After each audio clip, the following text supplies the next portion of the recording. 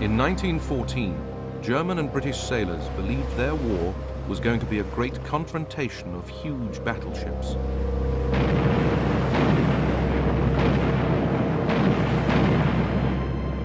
But only once was there a full clash of fleets.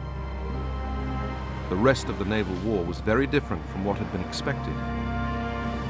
It was a war dominated by a new weapon, the submarine. And submarines were terrible, really. They were small and so vulnerable. It was a war of blockades and sinkings on a massive scale. It brought disappointment and disaster before ultimate victory. Above all, this sea war was about innovation and dazzling advances in technology, from the skies above to the deep oceans below. Now, for the first time, it can be seen as it really happened, in color.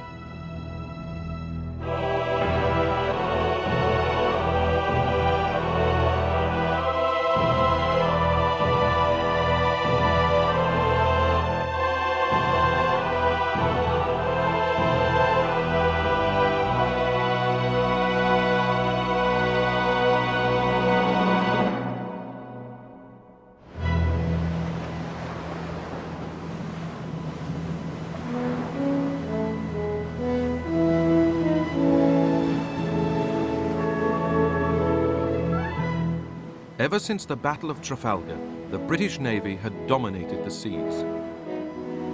Pre-war displays like the Spithead Review showed its might. I remember going to a review at Spithead where the Spithead was full of ships of all sizes, and it was a delight to be there because as children we were all very excited about it. Everywhere you went you would see blue jackets, you would see sailors everywhere. So we were a naval country in those days. Britain, a small island, depended on trade, and keeping its trade routes open and safe required control of the sea. But in the decade leading up to World War I, British naval supremacy had faced a new challenge. Ever since he'd become Emperor of Germany in 1888, Kaiser Wilhelm II had been determined to build an overseas empire to rival other European nations. To acquire this empire, he needed to build a navy. The Kaiser's ambitions and Britain's determination to maintain its lead at sea led to a hugely expensive naval arms race. At its heart was a new type of battleship, pioneered by the British and named after the first to be built in 1905, the Dreadnought. It was enormous and outgunned anything built before. The Dreadnought introduced two fundamental changes in battleship technology. First, it replaced the main armament of 4 heavy guns with an armament of 8 or 10 heavy guns. And secondly, gradually introduced high-powered turbine engines, so it increased the speed of the fleet. Essentially, it's a quantum leap in the performance of the battleship. And for a period of 8 years, you have a sustained building race in which ever bigger and more powerful battleships are built in competition. Admiral Lord Fisher, inventor of the Dreadnought, claimed it made every other class of battleship irrelevant. The only issue is the number of dreadnoughts. No matter who tries to fight the Dreadnought gobbles them all up. It's the armadillo and the ants. The armadillo puts out its tongue and licks up the ants. By the time war was declared in August 1914, Germany had built 13 dreadnoughts to Britain's 21. Ordinary sailors on both sides now looked forward to putting their massive new weapons to the test. There's great enthusiasm, and recruits are flocking in daily. If only the German fleet would come out, we would wipe them out in a few minutes. Fred Bundy was a 15-year-old cadet when war broke out. Oh, I just knew that the Kaiser was somebody I didn't ought to know. And if I had a chance, I'd shoot him if I had a chance, you know. As soon as he could, Fred Bundy joined up full-time. I thought it was wonderful. In a trench, for instance, they'd just have to run up top and get bullets in me, anything like that, or join in the Navy. And, well, ships had always been my ideal. German sailors were just as excited. In 1914, seaman Richard Stumpf was waiting with the German High Seas Fleet. Our joy and excitement were boundless and lasted late into the night. The thing we had yearned for and feared had come true. We had built our navy so we could fight the false and treacherous English. But the sheer expense and prestige of the dreadnoughts began to have a curious result. No one could afford to lose one. Admiral John Jellicoe, commander of the Grand Fleet based at Scapa Flow, was reluctant even to let his dreadnoughts out of port. Provided there is a chance of destroying some of the enemy's heavy ships, it is right and proper to run risks of our own. But unless the chances are reasonably great, I do not think that such risks should be run. His main fear was that if he took his very expensive battle fleet to sea and he lost a battle, he effectively might, as he put it, lose the war in an afternoon. So you would get two fleets in their fleet anchorages or at their headquarters and bases, which were mutually opposing each other and, in a sense, stalemated each other by not even going to sea. The caution was so great that it would be a full 2 years into the war before the fleets of both sides engaged in a proper battle. As the dreadnoughts stayed safely in their harbours, the rest of Britain's navy set out to starve Germany by blockading it and stopping its trade with the outside world. The British, with their vastly bigger surface fleet of cruisers and destroyers, quickly gained control of the North Sea. They were able to intercept almost all merchant shipping from neutral nations headed for German ports. The neutral ship would go into a British port and their cargo would simply be bought by the British for their own use. So the neutrals weren't particularly disappointed. Their voyage was cut short, they got home sooner, and they were paid in full. So essentially nobody was upset apart from the Germans. German sailors could only watch as naval superiority enabled Britain to stock up for war, while their own nation was made to suffer. When one saw the amount of shipping converging on Britain, when one saw how busily the enemy was engaged in importing from all quarters of the globe the materials that reinforced his strength in his fight against us, one saw the writing on the wall.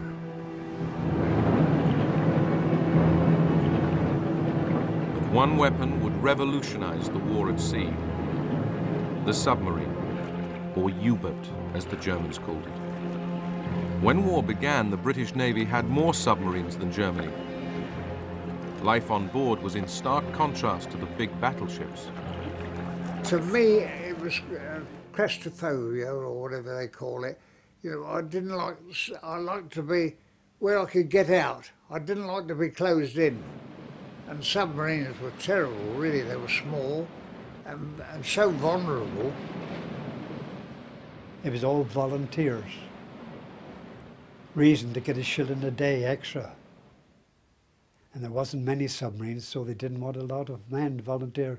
But as they went further on, we got more, and they had to go in them. I didn't want to go, but they had to go. But after we saw them after, they were delighted. The submarine, they're all as one, you see. You're the Lieutenant Ahmed Stoker. We both work together, because you get hit, you've got to know what to do, you see, in a submarine. The British used their submarines for patrols in support of the surface fleet. The German U-boats would have a totally different purpose. They became the lone hunters, and they gave Germany its one truly effective naval weapon of the war. Much of a U-boat's lonely time in the ocean was still spent on the surface, allowing moments of peace and calm. After an excellent supper on the fresh fish given to us by our fishermen friends, We were glad to clamber up on the conning tower to enjoy the northern evening air and a cigar. Grey and violet hues replaced the shining glow of sunset. Underneath the water, as the U-boat went in search of its prey, life became very different. The atmosphere below was really beyond description. An appalling burst of heat flung me backwards. The thermometer stood at nearly 45 degrees Celsius. The men were standing over their engines in the bare minimum of clothing, and their drawn, gaunt faces, smeared with oil and filth, looked like skulls. In September 1914, this new underwater threat showed its murderous potential. 3 aging British battleships, the Aboukir, Hogue and Cressy, were sunk in a single day by one German U-boat. A British midshipman wrote home with the remarkable story of his survival. Dear Granny, I had a most thrilling experience. We were woken by a terrific crash and the whole ship shook. The Aboukir went down suddenly, and we slid down her side into the water. I swam to the Hogue and was just going on board when she was struck and sunk in 3 minutes. I then swam onto the Cressy, where I had a cup of cocoa. But as I finished it, she was struck. I jumped off again. I was picked up, having been 3 hours in the water. 1,400 other sailors lost their lives. The U-boat was able to sneak up on its target without being seen. But when it came to merchant shipping, this unique quality of surprise presented a legal and diplomatic problem. Under international law, an attacking warship of any side was first required to stop a merchant ship, board it, and inspect its cargo. If the cargo was found to be assisting the enemy, the attacker was required to allow the merchant crew to leave their ship safely. Only then could they blow it up. Of course, stopping vessels and going through this rigmarole was inimical to the advantage that the submarine had in attacking merchant shipping. It was a sneaky weapon, a damned un-English weapon, it had been called by one British commentator. Frustrated U-boat commanders began to bend the rules, sinking merchant ships without warning, but claiming that their targets were carrying munitions, or even that it was the British doing the sinking, not them. German propaganda films tried to convince the world that they were still sticking to the law, even towing merchant crews to safety. In early 1915, this farce came to an end. The Kaiser and his commanders decided to let the U-boats loose. The war on the Western Front was now bogged down in the stalemate of the trenches. The Germans were getting nowhere against the British and French on land. The only way forward was to cut Britain off from the trade which kept it alive. On February the 22nd, Germany declared unrestricted U-boat warfare.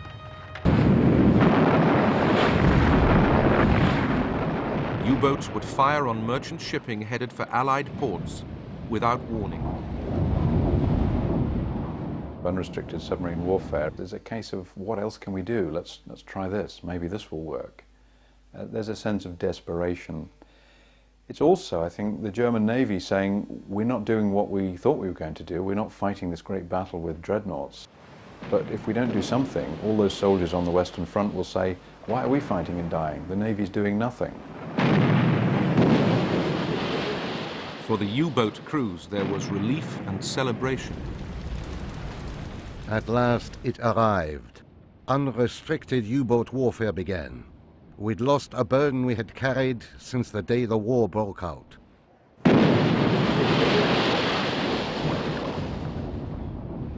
In 3 months, the U-boats sank 115 ships.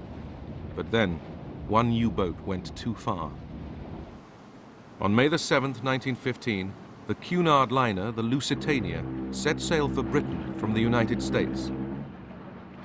Alice Drury, nanny for an American family, was looking after the baby when the first German torpedo struck. I just picked up the shawl and the baby with it.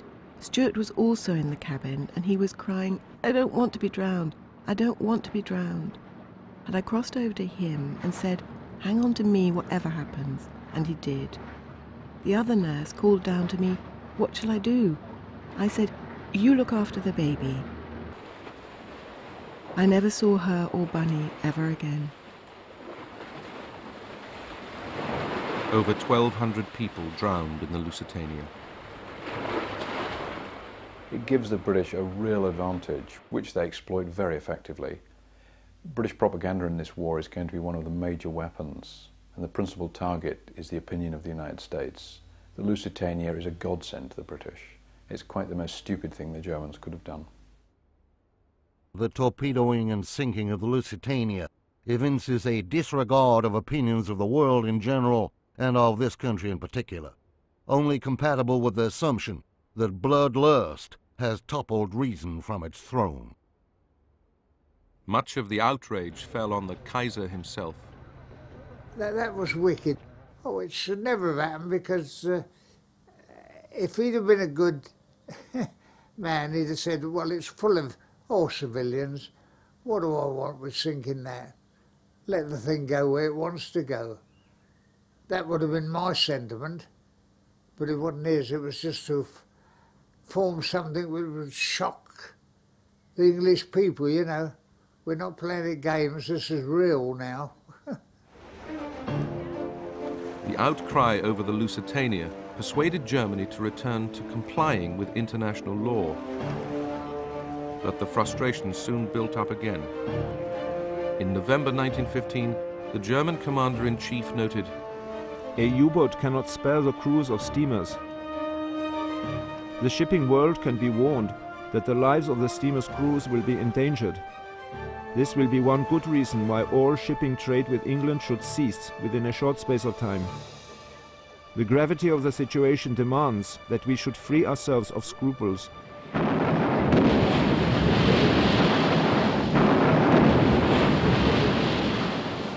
In February 1916, unrestricted U-boat warfare returned.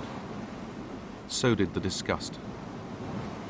Submarines cannot be used against merchantmen, as the last few weeks have shown, without inevitable violation of many sacred principles of justice and humanity.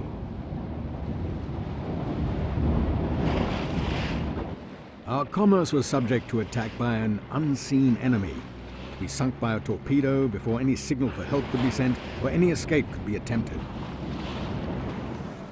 Liners, tramps, fishing craft, men, women, children were all at the mercy of an unseen enemy.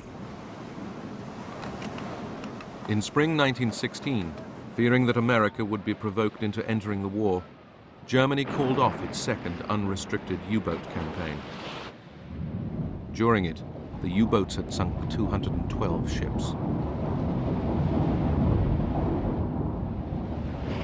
While the British blockade and Germany's U-boats dominated the war in the Atlantic and the North Sea, the British Navy had also been engaged in a very different and disastrous campaign, 1,500 miles to the east.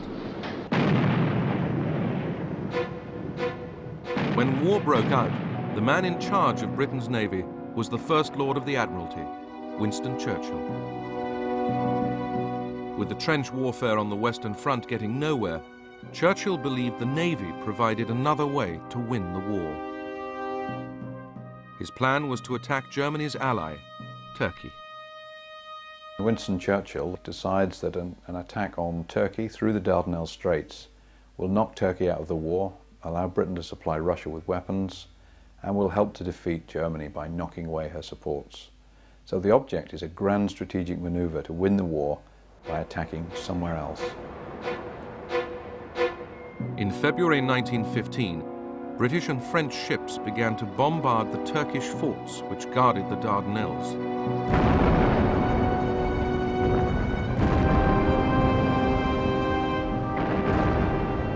But the old pre-dreadnought battleships were in for a nasty surprise.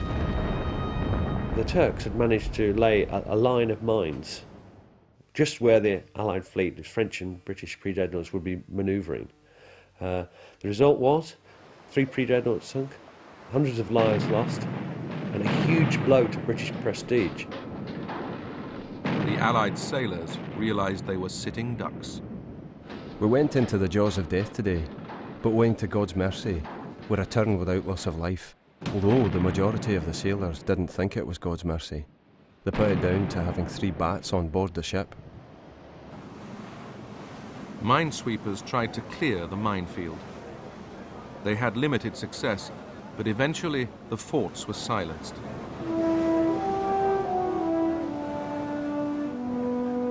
Then on April the 25th, British, French, Australian and New Zealand soldiers, known as Anzacs, landed on the Gallipoli Peninsula.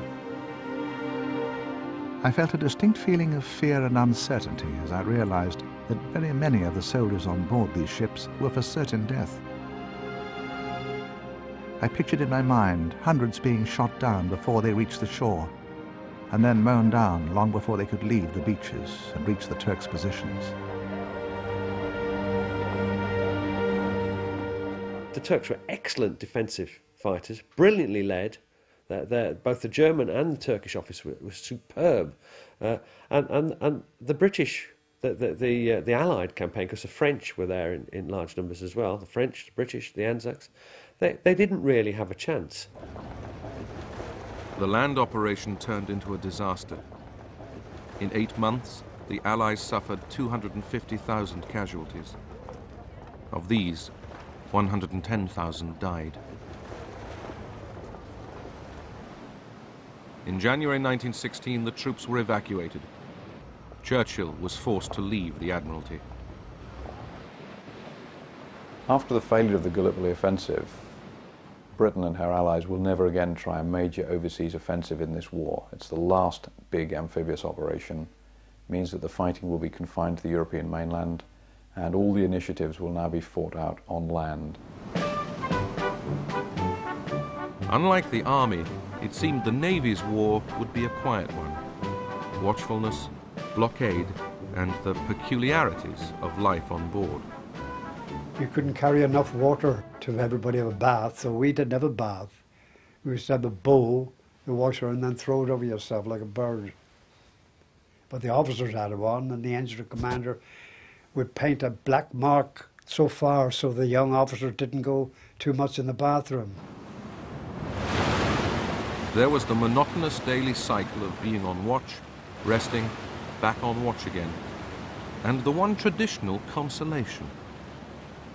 You had a bugler who would sound up spirits, and then you'd go along and get your tot of rum then, because we always had rum right through the First World War, you know, and then you had your dinner, and that all had to be washed up. But it was a dirty, sticky arrangement in those days, and can I say that every ship in the First World War, yeah, even on the battleships, you still got cockroaches and all that kind of thing. So that you lived with the cockroaches. You didn't, well, as far as I was concerned, I used to think, well, their life was more pure than what our life was.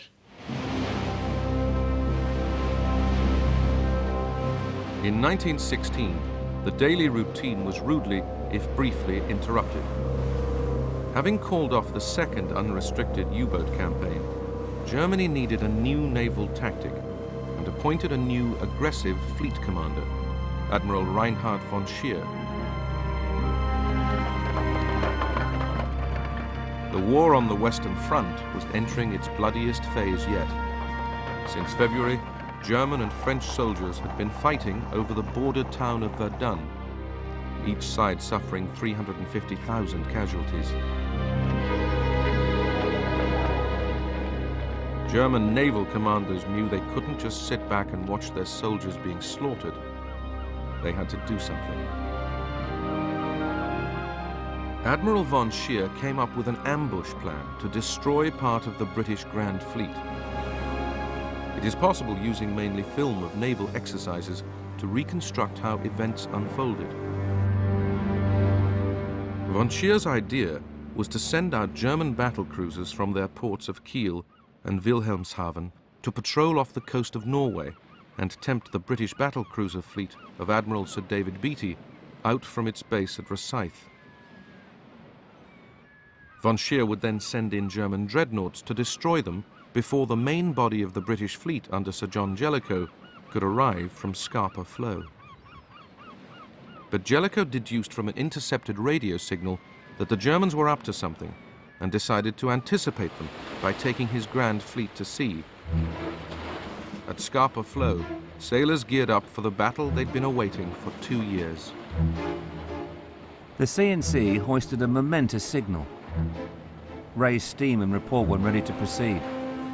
Everybody seemed to have a premonition that the day had really arrived. There was an almost electric atmosphere of expectation and suppressed excitement as officers and men went about the work of preparing for sea. On the same night, Beatty's fleet set sail from Rosyth. Imagine, darling, if you can, a fine though starless night and 12 great ships steaming out of the Forth. No lights visible, and not a sound to be heard but the swish of the waves. Watching German U-boats did not realize that the whole British fleet was now at sea. Von Scheer went ahead with his plan. On May the 31st, 1916, the main German fleet set sail. The sun rose magnificently, covered the sea with its golden rays, and soon showed us the picture of the whole high seas fleet proceeding to meet the enemy, always a wonderful sight. The two fleets were heading towards one another across the North Sea. At midday, one of Beatty's commanders spotted the Germans. Urgent. 2 cruisers, probably hostile, bearing south-southeast. The Germans then spotted the British.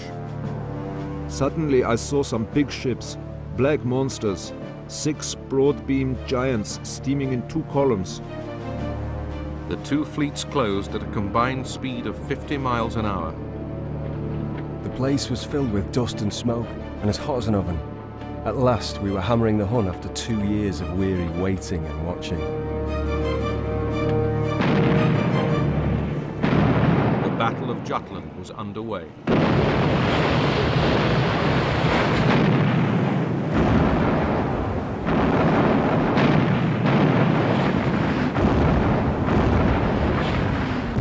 The first phase turned into a British disaster. Unfortunately for Beatty, his ships don't shoot very well. They have disadvantages of light and weather, but they haven't done enough training. And the German battle cruisers very quickly achieved firepower superiority, and 2 of his ships, the Queen Mary and the Indefatigable, blow up and sink with the loss of almost all their crew. A tremendous explosion occurred which must have blown the bows to atoms. Then another explosion. I sank a considerable distance, and on reaching the surface could see only wreckage and oil floating on the surface.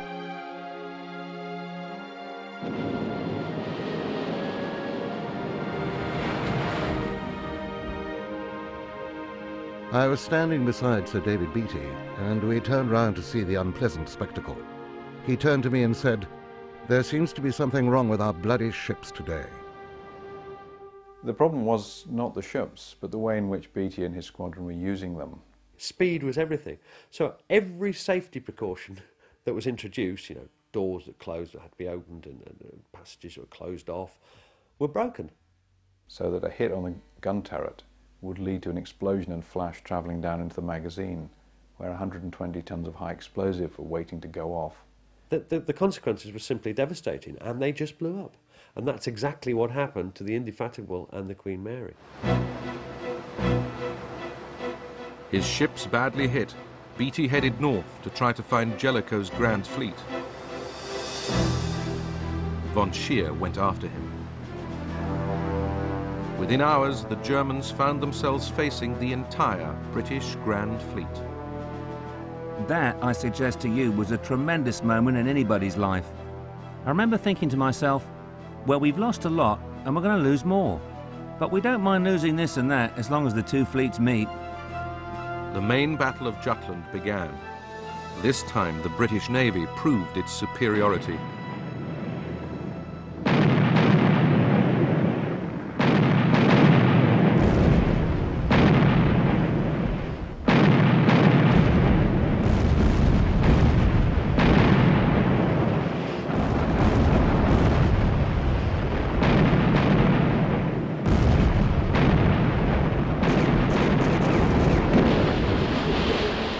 The Germans lost 1 dreadnought, 4 light cruisers, and 5 destroyers. But the British also lost another battle cruiser, the Invincible. Of over 1,000 men on board, only 6 survived. The crew of a neighboring ship, the Indomitable, watched as it went down. We young Indomitable officers had particularly poignant feelings. Since the day before we sailed, the junior officers of Invincible had come aboard us, and a merry and riotous evening was had by all. Now every one of those was asleep in the deep.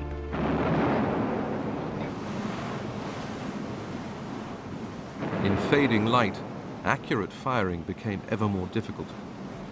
But both fleets continued to bombard each other. The night was perhaps even more weird and awe-inspiring than the day.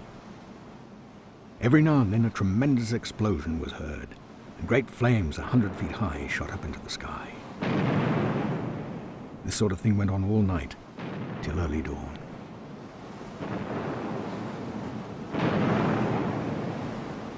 In the darkness, the German fleet ran for home and escaped unseen.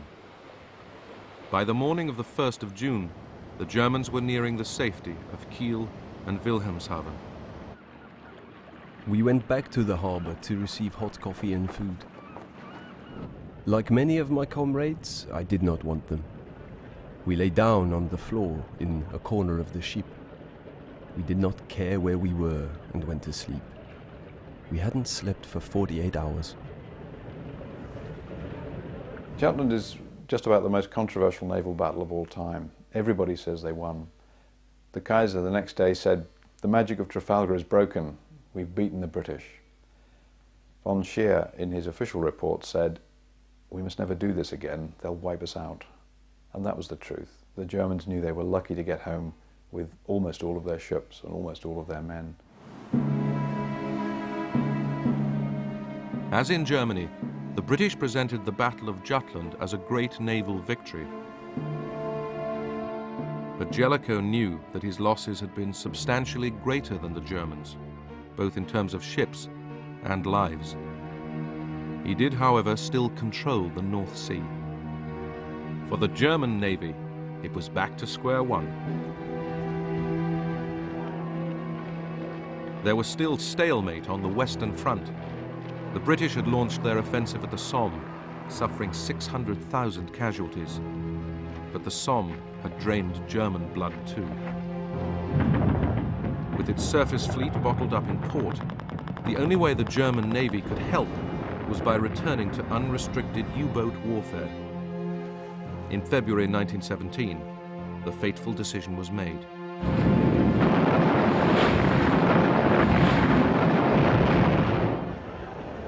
In the United States, the impact was dramatic.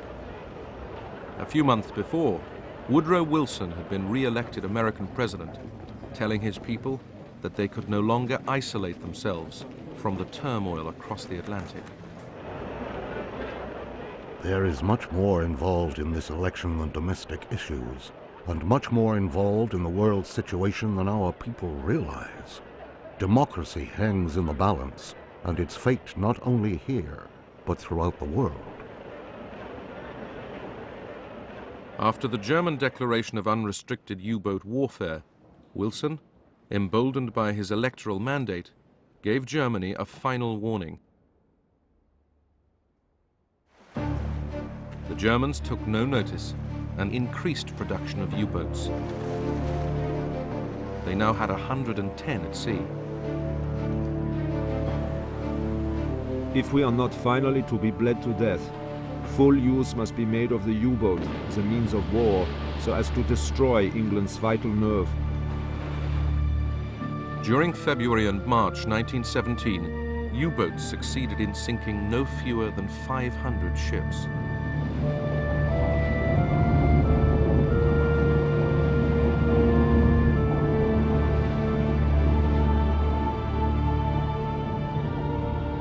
the number of neutral merchant ships arriving in British and Allied ports fell by 3/4.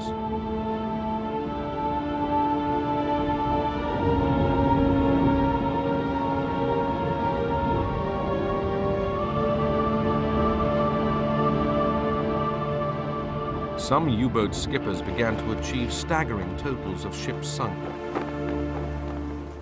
As they returned to port after successful forays, they became national heroes, rather like the aces of the air war. The Germans used the full range of propaganda tricks to emphasize the heroic status of the U-boat captains and the crew. They started to fly flags, they showed emblems of the numbers of ships they'd sunk. They created newsreels. They made them into celluloid heroes. Had this small grey vessel, which just submerged beneath the waves, accomplished all these things? Was it possible? Was it conceivable that such a small and insignificant vessel could disrupt the mission of an entire great and powerful fleet? How I envy the men in her crew. The U-boat's success led to food rationing in Britain. Even the troops on the Western Front were asked to tighten their belts. 1917 was a low point for the Allies, but America was edging ever closer to war. The present German submarine warfare against commerce is a warfare against all mankind. It is a war against all nations. The world must be made safe for democracy. On April the 6th, the United States finally declared war on Germany. The British welcomed their new allies with open arms. There was no foreign feeling about them, not a sign of jealousy, no impatience from receiving orders from a foreign admiral. They were single-minded in their endeavours to do their utmost for the common cause, and in consequence, they proved to be a most valuable asset to the Allies. But even with the Americans on board, the Allies still had to find some way of defeating the U-boats. As Germany's U-boats continued to maul Allied shipping, one tactic was to pack merchant ships into convoys escorted by warships. But that was purely for defense. To attack U-boats, they first had to be found. Airships began to be used to spot U-boats, which still had to spend most of their time on the surface. The airships had a 1,500-mile range and could fly for nearly 50 hours at a time.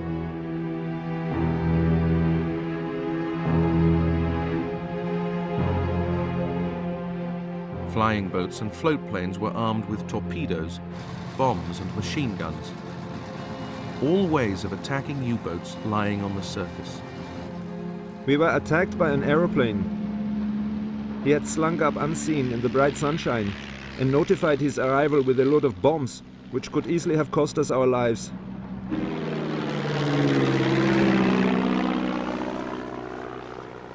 To find U-boats beneath the sea, the Allies used a new device, the hydrophone. It was a microphone placed underwater to detect the sound of a U-boat's electric motors. It was then possible to work out at what depth the submarine was lying. That brought into play another new weapon, the depth charge. Mines launched from ships and set to explode at a particular depth. A depth charge burst with a frightful explosion. Our hopes grew fainter as the risk of being crushed or blown up increased. We worked on and on, if only to distract our minds from the imminent doom at the bottom of the sea.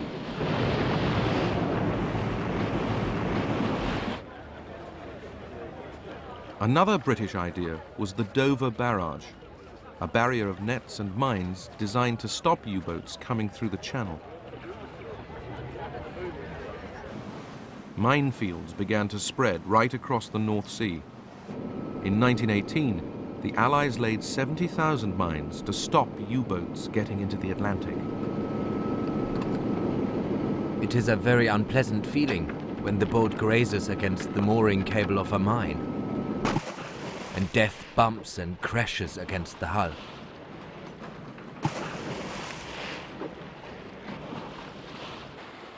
Clearing mines was a nasty, dangerous job. Occasionally, U-boats managed to lay mines near British ports. Once recovered, they could be individually defused.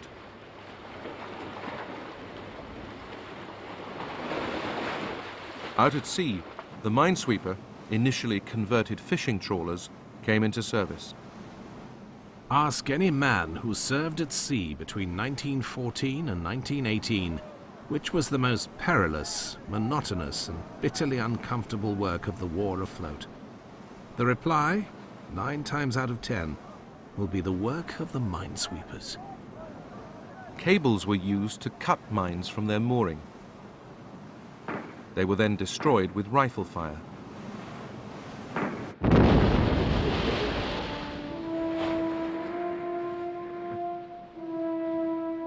One ingenious invention was the U-boat decoy, called the Q-ship. There was not a sign of life aboard. We rose to the surface. Suddenly the ship came to life. Hidden portholes sprang open. The stern gun was manned. Other guns were unmasked and poured a devastating fire over us. Finally, the British tried closing the U-boat havens on the Belgian coast.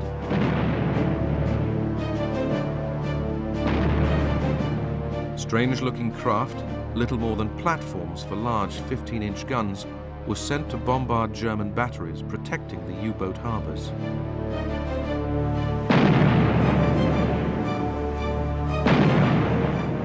In April 1918, the port of Zeebrugge was attacked. 3 old ships were deliberately sunk across the entrance to the harbor to try to block U-boats getting in or out.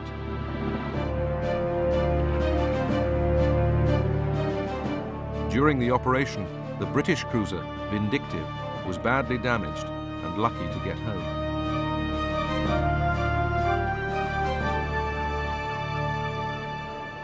By early 1918, this combined technology had the U-boat threat under control. American troops could now be transported safely across the Atlantic to Europe. The sheer weight of numbers was bound to tell. But the British had also won the naval war of blockade, partly by their acceptance of rationing.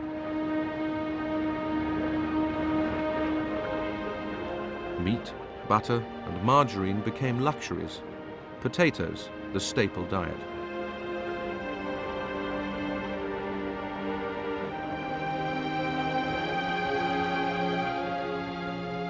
Rationing was something Germany never introduced, and it meant that by the end, food and supplies were running out. Total war is all about the most efficient use of all your national resources. In the First World War, the Germans were seriously inefficient in their use of their resources. They mobilized all of their agricultural workers out of the countryside into the army and then used them in battle. They didn't replace them. This meant agricultural productivity collapsed. They didn't mobilize female labor. They didn't mobilize to any large extent any other available labor resource. So agricultural production collapses. This means they need to import food. The British blockade means they can't import food. So very steadily the Germans find their rations being cut. And from a diet rich in animal fats, they end up living on turnips.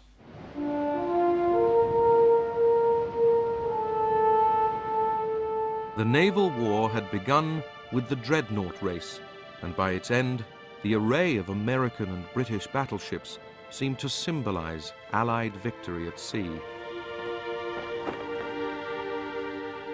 But this was not the real naval conflict. The all-big gun battleship was, in a sense, the lineal descendant of Nelson's day. The idea of throwing a huge weight of metal over the greatest distance and destroying the enemy.